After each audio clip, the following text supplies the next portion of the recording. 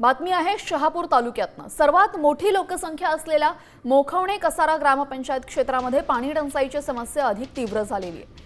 विकासकाने केलेल्या ब्लास्टिंगमुळे आणि पाणी पुरवठा करणाऱ्या बंधाराला गळती लागून तो कोरडा पडल्याचा आरोप ग्रामस्थ करत आहेत। पाणी टंचाईमुळे महिलांवर पाण्यासाठी वणवण भटकण्याची वेळ आलेली आहे, तर नागरिक प्रशासनाने रेल्वे बंधाऱ्यातनं पाणी द्यावे अशी मागणी जोर धरतीये।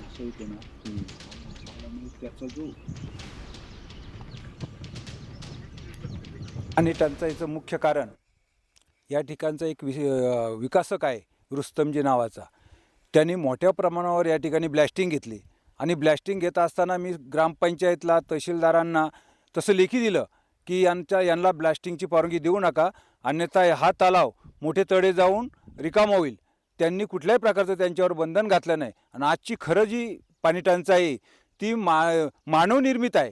म्हणजे सरपंच आणि उपसरपंच यांनीही घडवून आणलेली पाणी टंचाई हे पाणी संपूर्ण नाल्याला जाऊन त्या विकासकाला मिळालेलं आहे।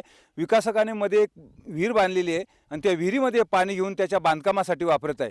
परिस्थिती खूप खरंच गंभीर आहे, परंतु तरीसुद्धा आम्ही पाणी टाकीतलंच तळ्यातलंच पाणी आज रोजीपर्यंत देत आहोत। पुढील नियोजन कलेक्टर साहेबांशी बोलणं झालं आहे, तहसीलदार साहेबांशी बोलणं झालं आहे। पंचायत समितीचं पाणी पुरवठा विभाग आहे, त्यांनीसुद्धा आम्हाला टँकर पुरवण्याची म्हणजे पुरवायला सुरुवात केली आहे।